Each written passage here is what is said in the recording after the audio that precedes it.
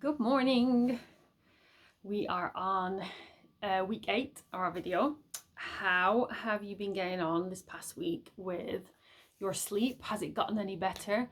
I would love to hear if any of you have had success stories with even the slight improvement in your sleep.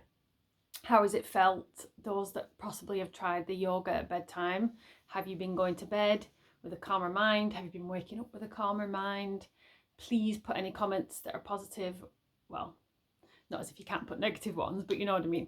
If anybody has seen any successes with their sleep because of those tips from last week, that would be great to hear them in the chat.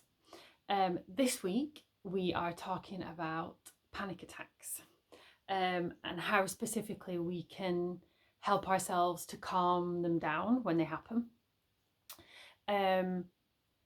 Panic attacks take different forms for different people.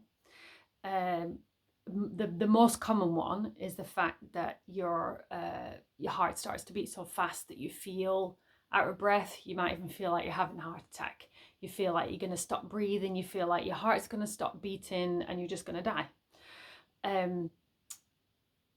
My panic attacks take a different form, where I kind of feel overwhelmed. The chemicals in my body feel out of control, but they also, it's like an electrical buzz throughout my body, like a fuzzy feeling.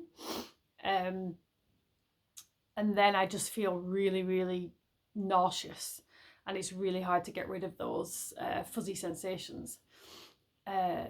So whatever form your panic attack takes, it's really important to understand what is physiologically going on in your body.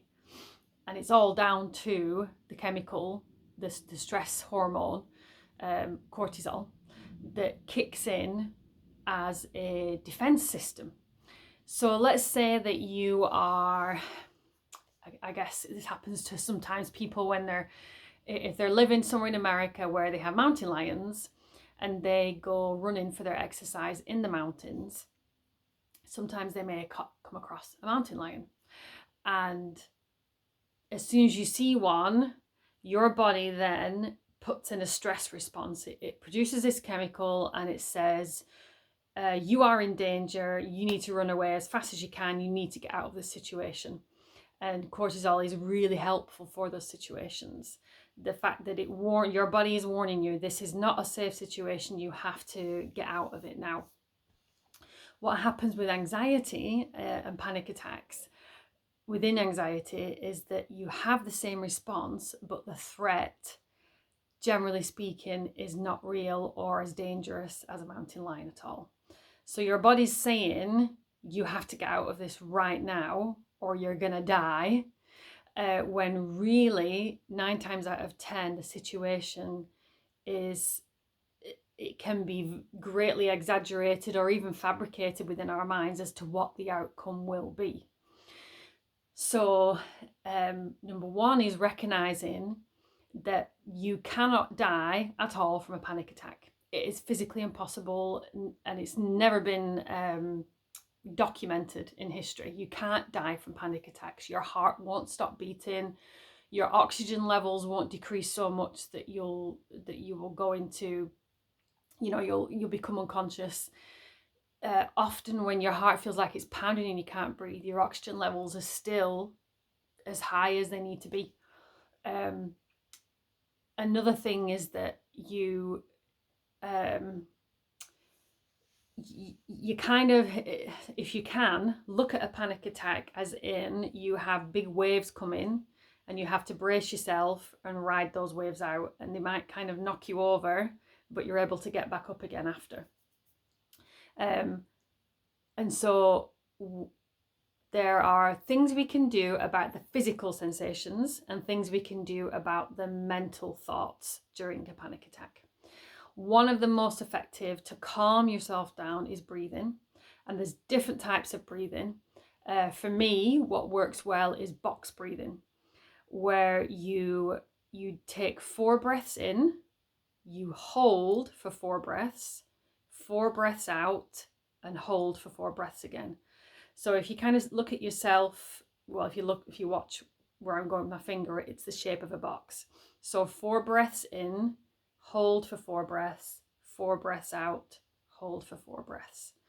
And that really helps to calm your heartbeat down, calm your body down. Another thing people like is alternate nostril breathing. Some people do this at night time to help them get to sleep, or if they wake up in the morning, they're just not sure how they're feeling, it clears their mind. I find it also just clears my whole sinus system. Where you get basically a thumb and a finger, so your middle finger, you breathe in through one nostril, close that nostril and breathe out through the other. So I'll kind of do a little bit, then you can see.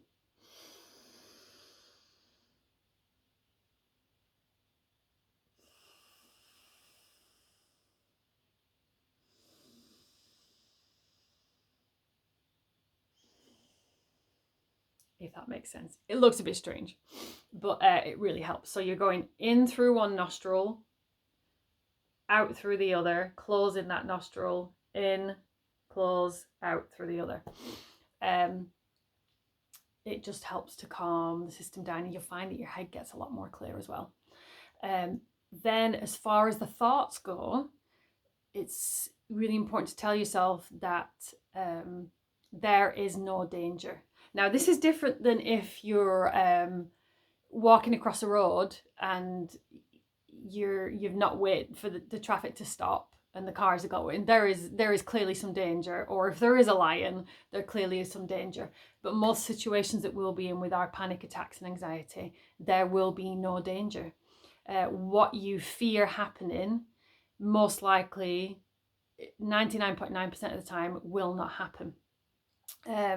And so what you have to do is show self-compassion to those thoughts and say to those thoughts, thank you for protecting me. Thank you for being here. I know you're warning me that there's some danger, but I don't need those thoughts right now. They're not serving me.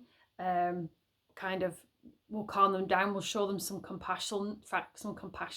We'll love them into being calmer.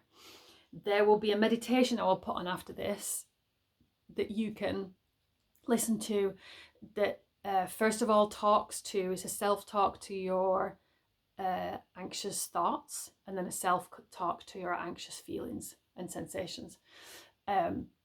So the second point with the physical effects of a panic attack, once things have calmed down, it's really important to get rid of that chemical in your body, the cortisol. And one way to do this is muscle tense and relaxation. So you can get where basically you clench your hands and your thighs, your buttocks, your legs, everything, your whole body, and you just clench as tight and as hard as you can for, let's say, 5 seconds, and then you release. And you repeat that 3 times. So 5 seconds, as tight as you can, release. Every single muscle, tense, release. And your body literally gets rid of those. It's like shaking off those hormones. Another thing is too, if you think, if there was a tiger there or a lion there, you would run away from that danger. So you have to replicate or fake that response in your body. So some people, they run on the spot. So run as fast as you can on the spot, and it tricks your brain into thinking you have run away from that danger, and those stress hormones are released. So tense and relax the muscles, run away, run on the spot as fast as you can. Some people, that's why they exercise for stress release, anxiety relief, because it gets rid of that hormone. So hopefully those tips will help.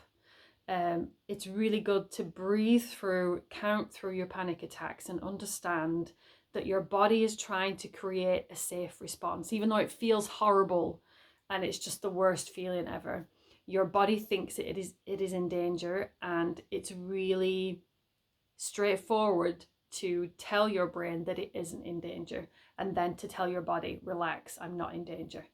I will put the link on to the meditation at the end, but have a look on Insight Timer and see if there are any. Just put panic attack talk down, panic attack release or relief, and see if you can find one that gels with you and works with you.